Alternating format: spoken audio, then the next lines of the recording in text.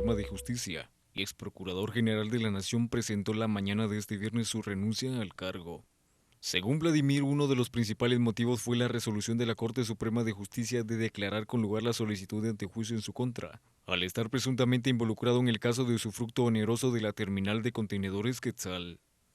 Aguilar señala que la resolución presenta muchas irregularidades y califica la denuncia en su contra como política y espuria, que ha violado sus derechos constitucionales.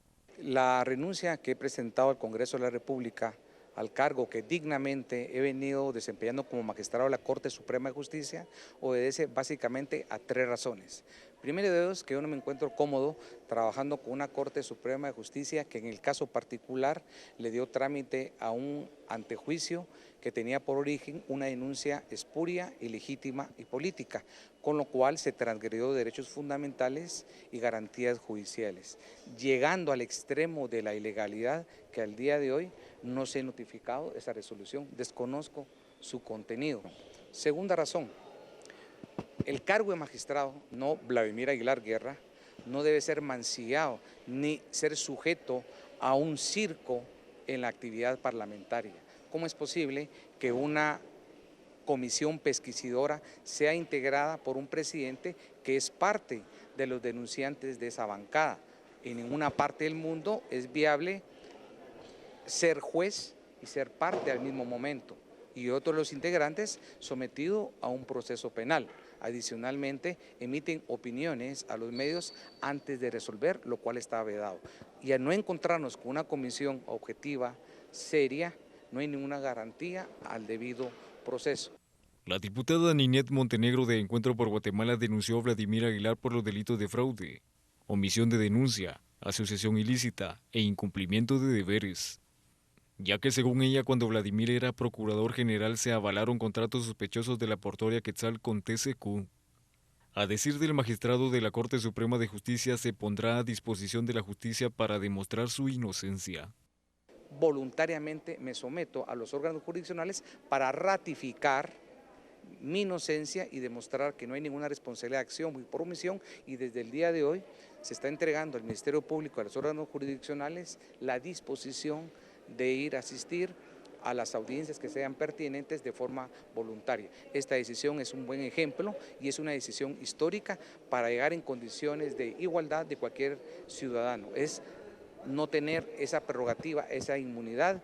Prueba de ello es de que yo no he impartido ni he interpuesto ninguna acción dilatoria, a pesar de que se han vulnerado mis derechos fundamentales. Mi interés es ratificar la confianza en un sistema de justicia, en un tribunal de garantías, irlo a dilucidar a través de todos los medios de prueba que van a ratificar mi inocencia. Las noticias nacionales fueron presentadas por Azúcar de Guatemala, unidos para alcanzar los 17 Objetivos de Desarrollo Sostenible. Azúcar de Guatemala es desarrollo para todos. Renuncia magistrado es nuestra etiqueta de esta noche. Vamos a hacer, por supuesto, un análisis completo de todo lo que significa la renuncia de un magistrado de Corte Suprema. Recordará usted que otro magistrado de esta misma Corte Suprema ya se le ha retirado el derecho de antejuicio. Me refiero al magistrado Douglas René Charchal, igualmente por el caso de la terminal de contenedores Quetzal, siendo este un tema realmente importante para la conformación de la Corte y también, por supuesto, las implicaciones que tendría la magistrada Blanca Stalin en otro tipo de casos, lo cual nos deja pues una Corte vulnerable ante lo que está sucediendo en la política y en el devenir de la justicia de nuestro país. Le presento nuestra primera interacción de esta noche. Este segmento es patrocinado por Publicar. Hacemos resaltar su negocio. Presentamos nuestra primera interacción. Álvaro Marroquín nos dice: era obvio que este magistrado renunciará al cargo porque él es parte de esta gran corrupción.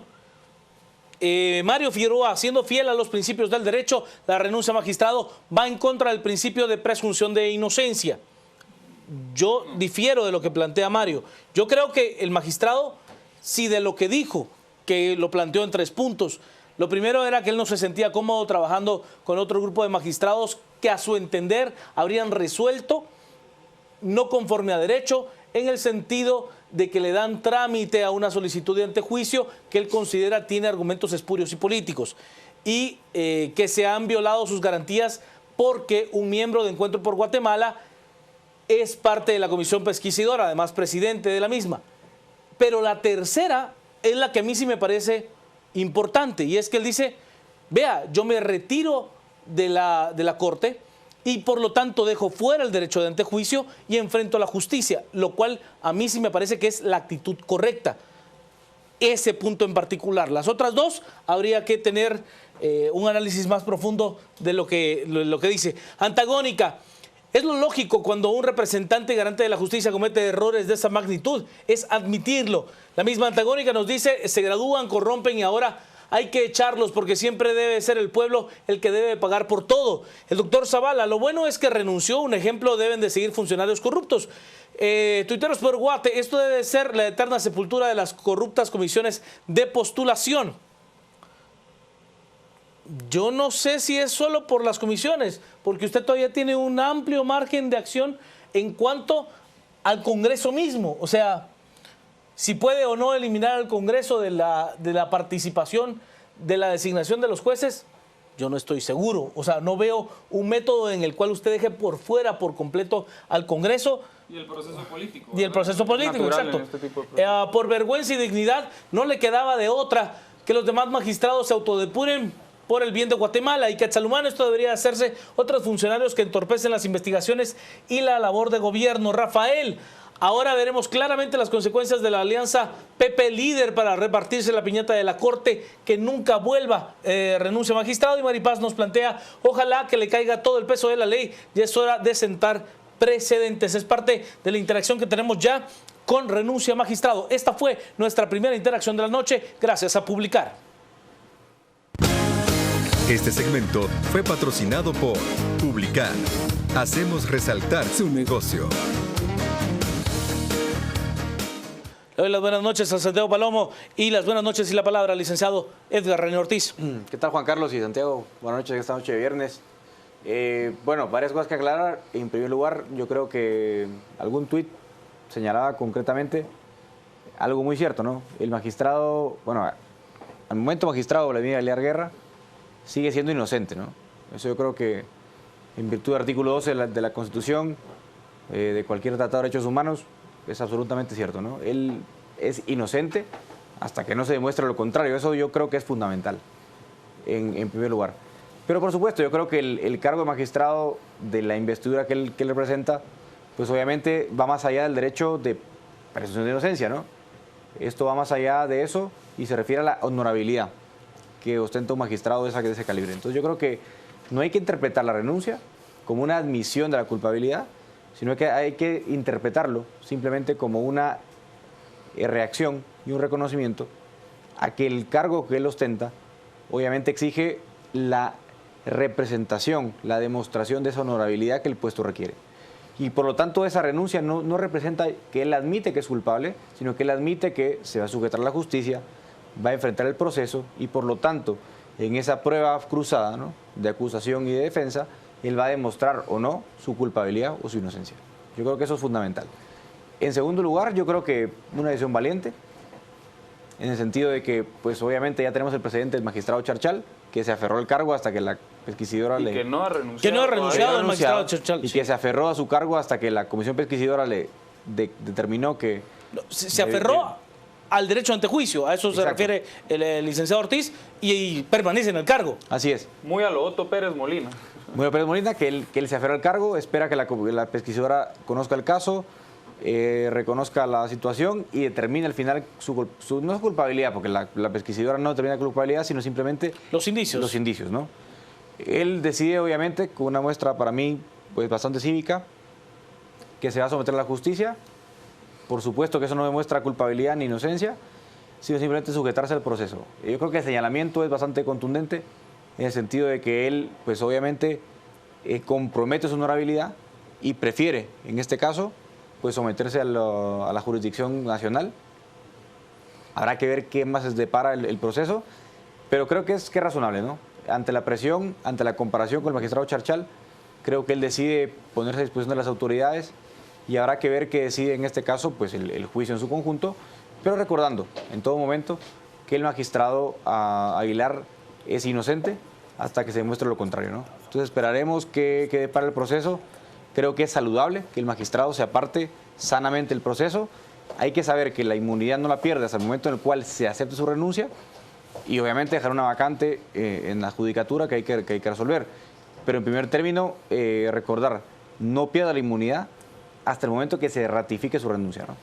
Eso es correcto. Yo tengo mis dudas acerca de lo que plantea el magistrado, un magistrado Vladimir Aguilar, porque no se ha aceptado su renuncia en cuanto al pleno de diputados al Congreso, en el sentido mismo de si había un grado de dolo en la conformación de la pesquisidora porque un miembro de Encuentro por Guatemala estaba presidiéndola.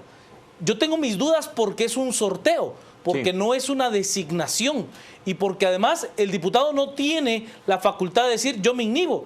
O sea, comenzando por ahí, a ver, fue un golpe de suerte muy duro para enfrentar al magistrado. Bueno, el magistrado Chachal vimos lo mismo. Se eligieron algunos personeros que incluso votaron por él en las comisiones de postulación. No, pero ¿a qué me refiero? O sea, pero el magistrado Chachal no argumenta de que la pesquisidora tiene vicios porque hay alguien que lo está acusando directamente. El magistrado Aguilar asegura que se es juez y parte al ser miembro de la misma bancada que es la que presenta la denuncia, en este caso Encuentro por Guatemala. Entiendo que los firmantes en ese momento de la denuncia son la diputada Ninette Montenegro, el diputado Leonel Lira y el diputado Luis Pedro Álvarez. Eso es lo que entiendo, porque el mismo diputado que preside a la comisión pesquisidora le dice, mire, yo no la firmé. Ni siquiera era diputado en eso. Es correcto. Entonces, yo sí tengo mis dudas de si por medio del sorteo hay un dolo o hay una forma de refutarlo. El remitente no está, otro que seguro se va al bote, nos dicen a través de WhatsApp. Creo que todos y cada uno de los imputados en un ilícito deben de ser los más interesados en aclarar lo relacionado con su honorabilidad, pero creo que el interés espurio puede, más que las manchas, se le impregne en este caso, debe de renunciar. De los tres poderes del Estado, el que más necesita generar confianza es el judicial, y con estos magistrados vendidos, Chachal y Aguilar, ¿a dónde vamos? Perfecta su renuncia, aunque se da baños de pureza. Y la señora Stalin, ¿para cuándo deberá de renunciar por el bien de la ciudadanía, que estamos cansados de tanta gente deshonesta? Vaya que por fin tuvo sensatez. Ahora esperar que no se fugue, y si es inocente, pues nada temerá. Fue excelente la renuncia de Vladimir Aguilar. Es una persona abusiva y prepotente dentro del organismo judicial. Ahora falta Blanca Stalin. ¿Qué espera? Renuncie ya, le dice. Este caso de Vladimir y los otros magistrados es el resultado de los juegos políticos que siempre se han hecho. Bueno, este juego político del que hacen mención fue denunciado de manera pública, insistente, contundente, a lo largo del momento en el que se estaba dando la designación. Así de sencillo. O sea, no fue algo que uno dijera, no, mire, el proceso fue transparente, nadie dijo nada en su momento. ¿Qué esperaba Aguilar? Que lo apoyaban los demás magistrados. Allí hubo justicia en pleno, ellos no mostraron corrupción. La tercera razón no es válida porque esperaba respaldo en el pleno. No sé, a mí la razón de renunciar sí me parece válida. O sea, sí me parece válida. Las otras dos argumentaciones de que esperara el respaldo de sus compañeros magistrados, es así no. Y la otra, tengo mis dudas por el mecanismo. O sea, más allá de que la tómbola esta nos ha traído grandes sorpresas a lo largo de su utilización. Sí. ¿Me entiende? El diputado Salvador Valdizón, durante las comisiones durante la séptima legislatura, aparecía en todas las comisiones pesquisidoras. Ahora parece que el diputado Barrera es el que tiene la bola sagrada, ¿no? Gente, ¿no? La bola buena. Santiago Palomo, buenas noches. Gracias, Juan Carlos. Feliz noche, Edgar, y a toda nuestra teleaudiencia. Es un gusto compartir con ustedes de nuevo. Es un día sumamente importante en el desenlace de todo el proceso que se desarrolló a partir del caso TCQ. Hoy vemos pues un nuevo elemento, un nuevo caído, que es el magistrado Vladimir Aguilar. Yo quisiera empezar haciendo énfasis en algunos de los argumentos que dio el magistrado, y si bien es cierto, pues comparto en cierta medida lo que dice Edgar de el civismo al tomar una decisión tan grande, creo que no lo hizo por las razones correctas. Primero porque las primeras dos creo que son más razones fácticas y apreciaciones personales que él tiene sobre el proceso. La tercera, pues obviamente quiere someterse a la justicia, pero la más importante y la que debemos de recordar y debe ser imperante en todo el proceso que se desarrolle a partir de su renuncia es el resguardo del sistema judicial. Estamos hablando de que él renunció y debería ser el objeto principal de la renuncia, es resguardar la integralidad de nuestro sistema de justicia. Y eso lo deberíamos de ver aquí como sucede en cualquier otra parte del mundo. Recientemente vimos en Argentina la renuncia de algunos jueces de primera instancia por algunos señalamientos serios de corrupción y 3 jueces que creo que se dieron a finales de abril renunciaron precisamente para no seguir perjudicando el giro natural del organismo judicial. Y aquí actualmente tenemos no solo a Vladimir Aguilar, sino a otras 2 personas que son la magistrada Blanca Stalin y el magistrado Douglas Charchal, que tienen serios señalamientos y que creo que en la lid de proteger el sistema judicial que ellos han jurado proteger, valga la redundancia, creo que es la decisión correcta y creo que la ciudadanía lo va a reconocer a medida de que eso sea la intención de estos magistrados. Ahora, en cuanto al magistrado Vladimir Aguilar, y usted lo dijo, Juan Carlos, el proceso de 2014 fue clarísimo. Fue un proceso público en donde se ventilaron en las instancias judiciales correspondientes. Se hizo de una manera correcta, se presentaron argumentos jurídicos para votar un proceso que de antemano se notaba que habían vicios serios. Se eligió una Corte Suprema de Justicia que tenía lazos muy cercanos al Partido Patriota, al Partido Oficial y al Partido Líder. Vladimir Aguilar en particular fue uno de los personeros que estuvo operando durante el proceso de Corte Suprema de Justicia y Corte de Apelaciones. Se le vinculaba muy cercanamente al operador político del gobierno oficial, Gustavo Herrera, una persona a la que se le acusó por el desfalco millonario en el Instituto Guatemalteco de Seguridad Social durante la administración de Portillo y una persona que ha estado presente en todos los procesos de selección a cargos judiciales o ya sea a fiscal general. Entonces, esos señalamientos ya se venían dando. Habían vínculos que no eran transparentes, habían vínculos que a la propia ciudadanía, a las propias organizaciones que fiscalizaron el proceso les parecían un poco extrañas y aparte que él junto a Blanca Stalin fueron las 2 personas, las caras visibles del partido oficial y que posteriormente fueron electas magistrados de Corte Suprema de Justicia. Entonces yo creo que a guerra avisada no hay soldado muerto. Y esto tiene que ser una enseñanza, esto tiene que ser una especie de precedente en cuanto a qué tipo de autoridades queremos. Porque hoy tenemos a 3 magistrados y no solamente se circunscribe a la magistratura de la Corte Suprema de Justicia, sino hay magistrados de salas de apelaciones, hay jueces de primera instancia que están manchados. Y ahorita nuestra gran tarea es ver cómo depuramos de manera objetiva nuestro sistema judicial, cómo apoyamos las necesarias reformas que se requieren para hacer que estos temas no se trasladen a un campo político y que sea el propio sistema judicial, por medio de una carrera judicial y un consejo de la carrera, que sean los que sancionen a todos aquellos jueces, a todos aquellos magistrados que no cumplan con los mandatos que le imponen la Constitución y las normas que rigen el funcionamiento del organismo judicial. Yo construyo sobre lo que plantea Santiago y hago una doble lectura. La primera es que a mí sí me parece que la decisión es correcta, la de la renuncia me parece que es la decisión correcta. ¿En qué sentido podría matizar lo correcto? ¿Qué es lo que hace Santiago?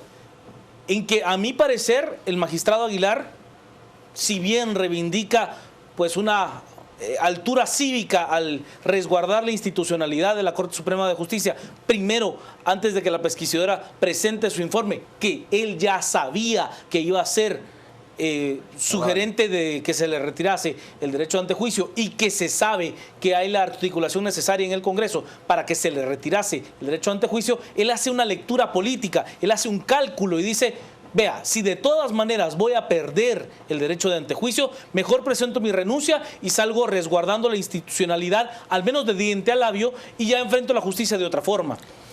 y además todavía tengo la oportunidad de decir, mire, yo no fue que perdiera mi antejuicio, sino que me voy porque resguardo ese sistema de justicia que prometí velar, ¿no? Me parece que hace una apuesta política, hace un cálculo de que no tenía posibilidades, ni de que la pesquisidora pues dijera que el proceso no tenía argumentos, al menos indicios, para poder prosperar, y que los votos en el Congreso estaban. Si usted convoca para domingo es porque alguien ya tiene pues el cúmulo político para poder presentar esa moción. Y tenía muy cercano el antejuicio de Douglas Charchal. Que fue exactamente igual y que pasó como aplanadoras. A 135 votos estaba clarísimo de que los votos están en el Congreso para retirarle la inmunidad al magistrado Aguilar.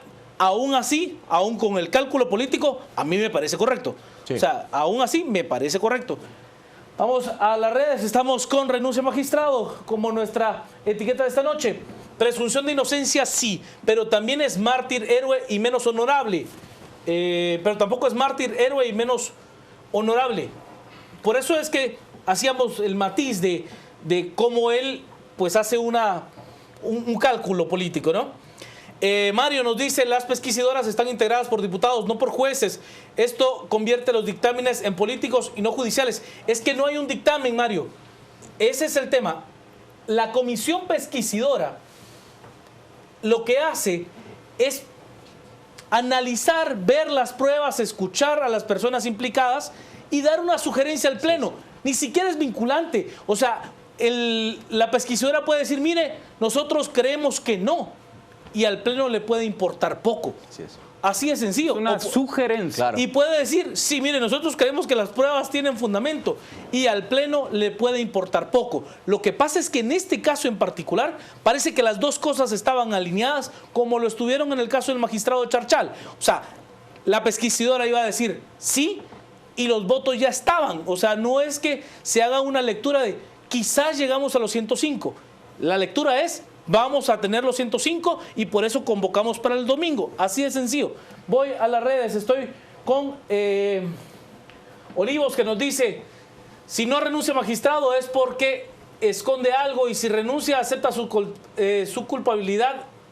Aloninet, se perdió el principio de inocencia. No, yo no estoy de acuerdo. Yo creo que él lo que está haciendo efectivamente es enfrentando la justicia. Ahí tendrá que determinarse si es culpable o si es inocente. ¿Sí? Es en los tribunales. Las garantías permanecen, eso hay que entenderlo. Pero, las garantías permanecen. Y deben de ser para todos. Nos caiga bien, nos caiga mal, sea magistrado, sea presidente o sea uno mismo, sea un ciudadano común. Tienen que estar esas garantías. El activista en materia de derechos humanos y ecología, Yuri Giovanni Melini, nos dice, hasta mucho se tardó, él fue electo por líder PP, ahora ojo a quién elegirá el Congreso. Es correcto, el Congreso tiene en sus manos del listado que quedó fuera, del último filtraje, de allí tendrá que elegir al 13, bueno, 12 porque la magistrada María Consuelo Porras no puede ya porque integra tomó la CC, exacto.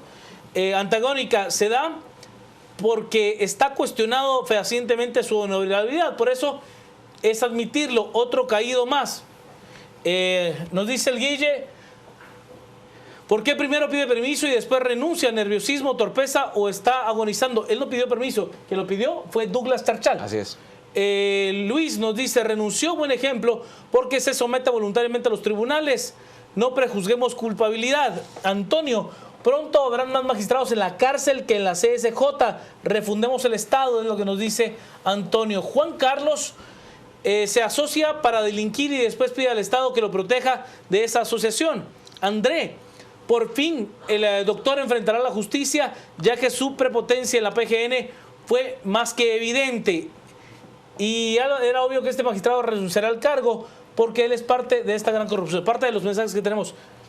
Edgar. Sí, yo creo que la designación, ustedes recordarán, la comentamos en este espacio, duró menos de 15 minutos, ¿no? Sí, no fue una cosa. La famosa, cuando el Congreso designa la Corte Suprema, fue pues un diputado con un papelito, un papelito que se concilió en la instancia jefe de bloque.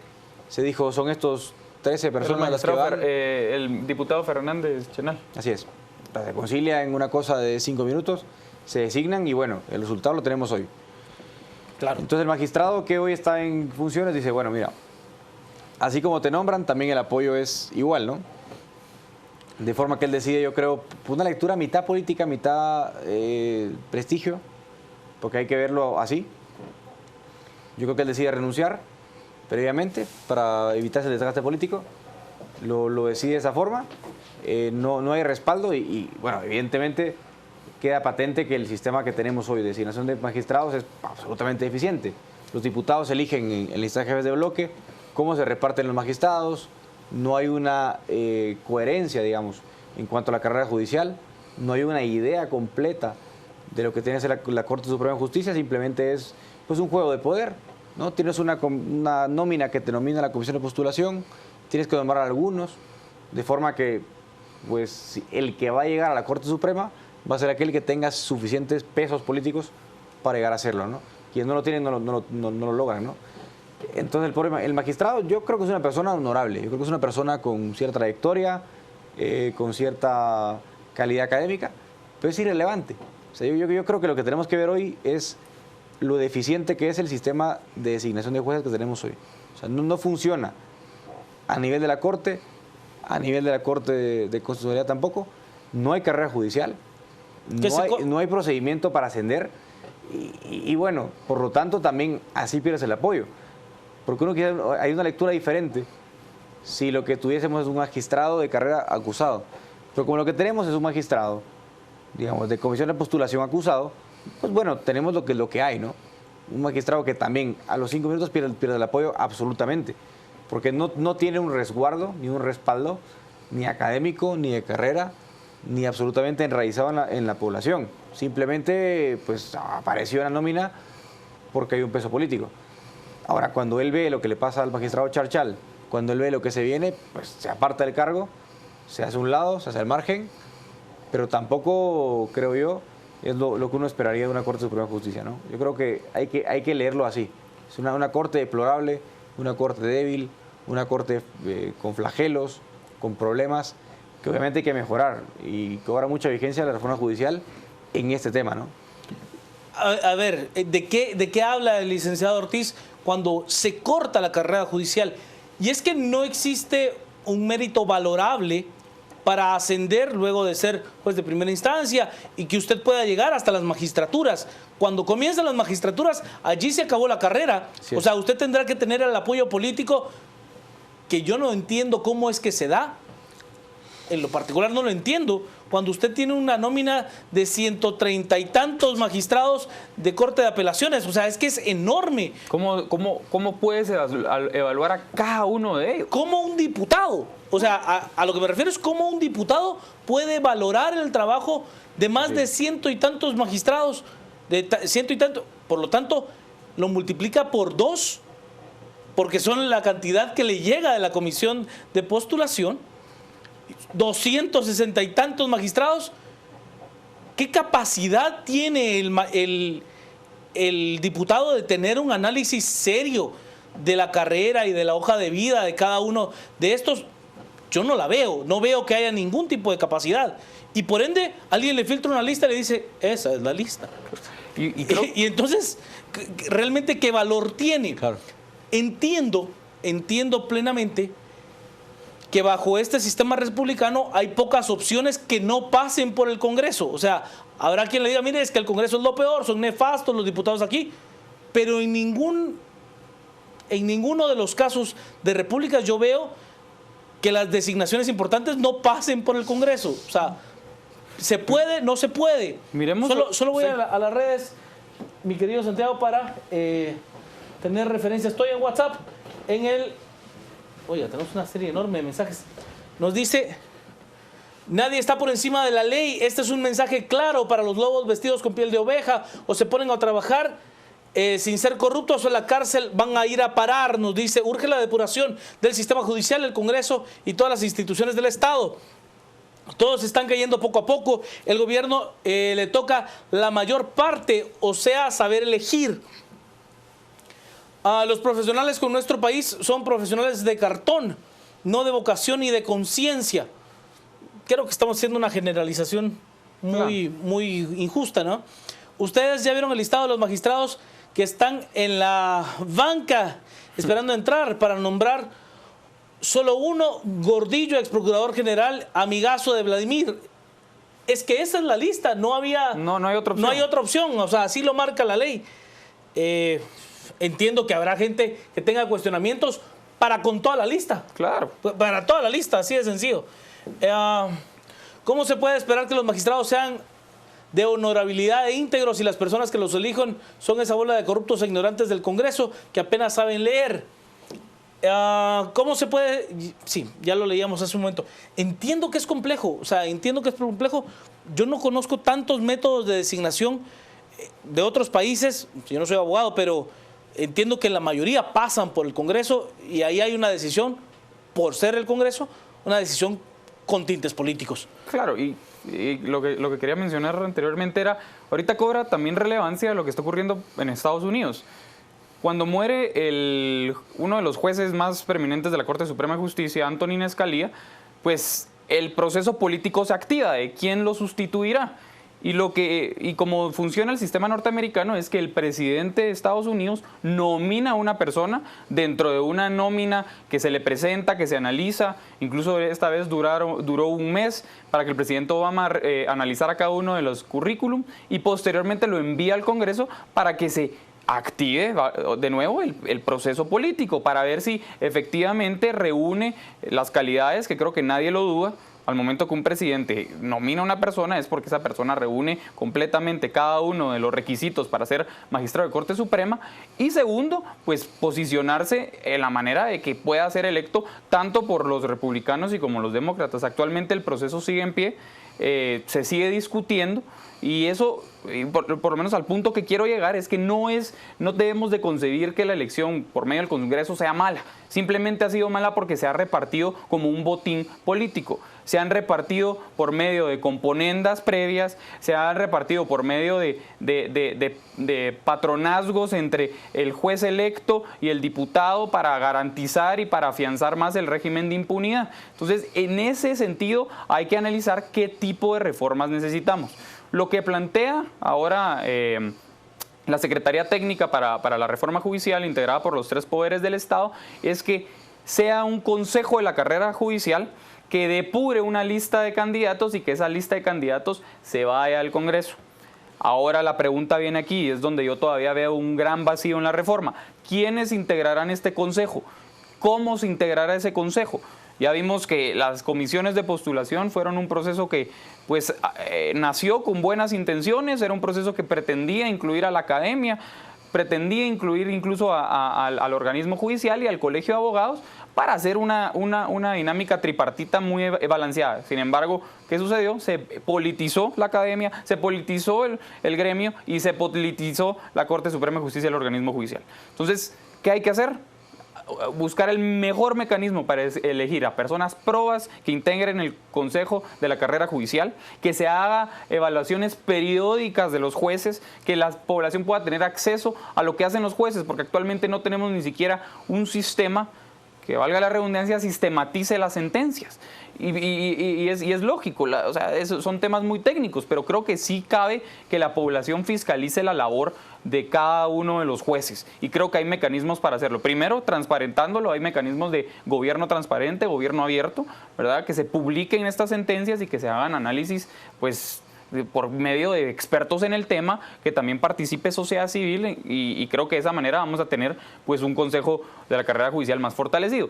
Y segundo es lo que hemos platicado incluso en esta mesa varias veces, es lograr depurar el Congreso de la República, porque mientras sigan las mismas personas se va a seguir desarrollando las mismas dinámicas, van a seguir haciendo las mismas componendas y vamos a tener cortes muy similares a las que hemos tenido.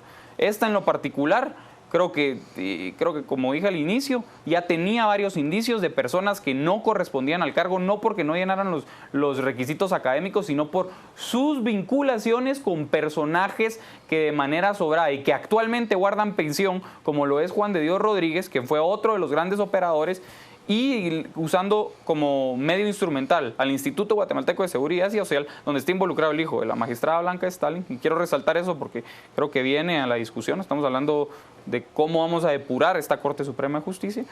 Así que esos son los elementos más importantes que debemos de ver al momento de empujar la reforma al sector justicia. Que creo que es ahorita la instancia más importante. Y porque tenemos todos estos casos paradigmáticos que están sobre la mesa y porque estamos viendo que se han activado los órganos de control institucional para con las demás instituciones. Vamos a las redes, estamos en Twitter a través de Renuncia Magistrado. Todo se pagará en esta vida, todo lo pagarás, así que piensa dos veces, nos dice Críticas GT. Luis, al paso que vamos necesitamos una isla rodeada de tiburones para albergar a todos los presos. José, la figura del antejuicio en política es utilizada de manera tan perversa como la figura de apelación en el derecho. Nos dice, con la mayoría de FCN en el Congreso posiblemente elijan a alguien de la tropa loca. Bueno, habría que decirle a Mario que ya está designado el grupo, no se podrá tener la inclusión de nadie más, sino de esas 12 personas que no fueron designadas en su momento. Es movida política y puede que vaya a dar declaraciones contra alguien más. Ya está negociando medidas precautorias, es lo que nos dice Charles. No es lo mismo renunciar por honorable que por berrinchudo, porque no le quisieron topar las corruptelas. A ver, yo no sé si es un berrinche. De verdad, no creo que a ese nivel haya sido un berrinche. Yo sí creo que fue una apuesta calculada la que hace el magistrado en el tono de, a ver, de todas maneras voy a perder el derecho de antejuicio y prefiero, en esta lectura que él hace, decir que resguardo la institucionalidad. Si lo dice del diente al labio o lo hace de manera legítima, no lo sé. Pero que si considero que es correcto o no, sí lo considero. Sí. O sea, es la lectura. Hablando de la temporada de antejuicios, Ibarquín, no olvidemos su caso. Se habla de que estaría buscando un proceso abreviado, ¿no? Sí. Acolorada ha de estar Blanca Stalin con la renuncia a magistrado, pero a la Suprema le importa poco la corrupción administrativa, es lo que nos dice Judy. El problema ya no es la renuncia a magistrado, es la persona que lo sustituirá. ¿Cómo garantizar la nueva honorabilidad de la CSJ? Complicado. Presunción de inocencia, sí, ya lo leíamos hace un momento. Usted lo dijo, Juan Carlos. Sí. O sea, independientemente a quién elija el Congreso, o sea, la persona que sea electa va a cargar consigo los vicios que ya traía el proceso y todos los antecedentes que hay en cuanto a los antejuicios. Así que yo creo que va a ser algo muy complicado. Hay que estar muy vigilantes de lo que haga el Congreso de la República a partir de que se acepte la renuncia del magistrado. Pero yo construyo sobre lo que ha planteado varias veces el licenciado Ortiz en este mismo espacio. El problema principal dentro de las designaciones a las magistraturas, tanto de la CC como de la CSJ, como de las salas de apelaciones, es que los mejores abogados, lo más granado del fuero guatemalteco, no busca hacerlo. Eso es lamentable. O sea, hoy no representa una alta honra ser magistrado, lo cual es realmente lacerante para el sistema. Hasta que de verdad lo mejor de los letrados guatemaltecos busquen y tengan las posibilidades en legítima competencia de optar a las magistraturas de Corte de Constitucionalidad, de Corte de Suprema de Justicia y de salas de apelaciones, lo mejor de lo mejor en cuanto a la abogacía de nuestro país, que no tengan ningún tipo de tachas, que no necesiten componentes políticas, que no tengan que pasar por las componentes del Colegio de Abogados, por las componentes que se tienen en la Universidad de San Carlos, por las componentes que se tienen dentro de las universidades privadas. Hasta que eso no suceda, usted va a tener alguien que se mueve en el lobby, que se mueve en este vínculo del trato social de los abogados, que además es bastante perverso. Sí. Y sabe una cosa, Juan Carlos, y creo que Edgar aquí podrá coincidir conmigo, y los estudiantes de Derecho, cuando uno estudia Derechos Reales, uno de los libros que a uno le dan en la carrera es el libro del doctor Vladimir Aguilar. Entonces, ¿qué representa esto para el estudiante de Derecho? O sea, tú lo dijiste, Edgar, al principio, o sea, nadie está dudando de sus capacidades, los méritos, lo que ha logrado construir el doctor Aguilar. Pero cuando vemos esos vicios que se presentan por las componendas previamente adquiridas para ocupar un cargo que hoy francamente no representa, lo menos que representa es dignidad. Es preocupante, y creo que es preocupante también para el gremio de abogados y para los estudiantes que también en algún momento pues estaremos ejerciendo. Sí, no, el tema es lo que ya plantea Juan Carlos, ¿no? Mientras tanto no tengamos un sistema que de verdad favorezca la carrera judicial, que dignifique, digamos, la labor del abogado y le invite, digamos, a sumarse a la magistratura, tenemos un gran problema. O sea, yo creo que cometeríamos un craso error si en este momento quisiéramos plantear una lectura de corto plazo. Nos pusiéramos las gafas, ¿no?, del corto plazo, decir, bueno, ¿cuál es el problema? ¿A quién ponemos? No se resuelve en 5 minutos. O sea, hay que quitar a los que están y hay que armar otra lista y ponemos a otro. No va por allí. No es eso, ¿no? O sea, digamos, yo no digo que en el esquema actual que tengamos, no haya casos aislados, digámoslo así, de magistrados o de jueces buenos. Hay mucha gente buena dentro del sistema. O sea, eso es innegable. Si no lo dijera yo creo que se ofendería mucha gente que sabe que hay gente honorable adentro del sistema. El problema es que si tú eres bueno en el esquema actual, es extremadamente difícil mantenerte en el cargo y ascender en esa carrera. Yo creo que eso es lo que tenemos que poner atención hoy. No hay un país decente del mundo que no cuente con un poder judicial operativo, ¿no? Ustedes miran los países más ricos del mundo, Finlandia, Noruega, Suecia, son países que tienen una dignificación del poder judicial. O sea, no se puede ser un país exitoso sin contar con un poder judicial operativo, digno y digamos, funcional. Entonces ahí yo creo que la lectura correcta debería ir en ese sentido, no tanto como el magistrado fulano sultano no cumple o sí cumple. Eso es irrelevante. O sea, yo creo que el caso de hoy, la lectura correcta, más allá del chisme, pues, porque el chisme está ahí, y lo hemos comentado ya en una buena parte del programa, es justamente pensar cómo podemos mejorar esta situación, cómo podemos contar con magistrados que no estén a merced del voto del diputado, digamos, del visto bueno del diputado, de la bancada. De la negociación de Goody, o sea... Exacto, ese es el reto, ¿no? Y si no hacemos esa lectura correcta, estamos muy mal. Y estamos cayendo en lo que siempre se cae en Guatemala, ¿no? En el corto plazo, en la coyuntura, en el momento, en el ratito, ¿no? Y si no salimos de ese esquema, pues bueno, no pasa nada. Es que de verdad, si no tratamos de visualizar que no existen los incentivos correctos, porque el incentivo que busca aquel jurista que se catapulta de manera irregular hacia las magistraturas es tener poder, no es tener la honra de haber culminado su carrera como lo más importante de la judicatura. O sea, sino tener poder para tener plazas, para poder nombrar. Eso es lo que ha ido haciendo que el sistema se carcoma. Yo no le estoy diciendo que todos hayan sido así, pero es que el sistema le da ese tipo de incentivos que no son correctos. En lugar de buscar ese incentivo de que el honor sea el que me lleva a ser un magistrado de Corte Suprema, de Corte de Constitucionalidad, de salas de apelaciones.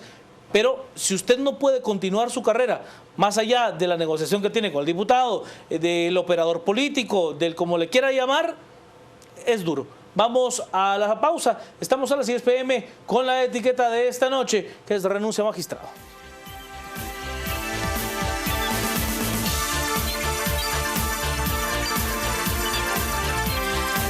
Estoy en el cierre a través de las redes. Rafael nos plantea, ahora imagínese que magistrados y jueces fueran vitalicios. A ver, habría que tener, Rafael, sí, una selección de los mejores pero muy exhaustiva. Tendría que ser, no una elección, sería la elección. Porque si usted no los puede sacar, tiene que tener a lo más granado, o sea... Un consejo de notables, lo que sucede en Francia, por ejemplo. Sí, quizás yo lo único que recuerdo, que no creo que haya habido alguien que le rechazara algo, era al doctor Gerbrugge de Asturias, por ejemplo, más o menos a ese... Edmundo Vázquez Martínez. Sí, más o menos a ese nivel, que yo recuerde, sin ser jurista, por supuesto. Yuri nos dice, solo tenemos un poder judicial si se incrementa presupuesto y méritos antes que incentivos. Solo por la forma en la que habla refleja la gran soberbia, se creen dioses y hasta se olvidan también de usar sanitario. Nos dice también, para nadie es secreto que Vladimir fue electo para tapar clavos del gobierno de PP. lambiscón, le dice el activista Yuri Melini. Rafael también nos dice, ya se ha postulado gente proba, Jasmine Barrios, Eugenia Morales, Hilda Morales, pero los políticos no las eligen. No queremos un Congreso de 160 ni 158, no deben de ser más de 45, es decir, 2 por departamento, no más. Ahí estaría sacrificando la representatividad por tener un Congreso más reducido. No sé si es el camino, no lo rechazo, pero no sé si ese es el camino. Hay estudios, algunos bien fundamentados, que le hablan que el número podría estar ahí entre los 60 y los 80 diputados, sin tener que modificar la Constitución. Creo que llegaron a la más salomónica de todas, fue darle uno más al Progreso y aumentar uno más al Estado Nacional, y que ahí se pare. Creo que fue la más, quizás no salomónica porque estaríamos hablando de justa, la más simple, pues. La salida más fácil. La más fácil, tratando de... Salomónica le tendría que decir que fue la más sabia, no estoy seguro. Estrategia para darse un baño de limpieza. Bueno, y eso es parte de los mensajes. Lo cerramos, Santiago. Pues día sumamente importante, no solamente porque vemos que una vez se activan estos mecanismos de control, pues que hay resultados. Esta fue una corte que desde un inicio nació con un proceso viciado, y creo que están todos los elementos puestos en la mesa para lograr identificar cada uno de ellos. Yo siempre me gusta terminar el programa mencionando una frase del Tribunal Europeo, que es: lo que está en riesgo hoy es la confianza que la ciudadanía tiene de su sistema de justicia. Y es efectivamente lo que hoy en día, y en el marco de la conformación de una mesa integrada por los 3 poderes del Estado para reformar el sistema de justicia, creo que es el peldaño más importante de cara a hacer una reoxigenación institucional, fortalecer a nuestras instituciones y empezar a ver avances para fortalecer y configurar un verdadero Estado de Derecho.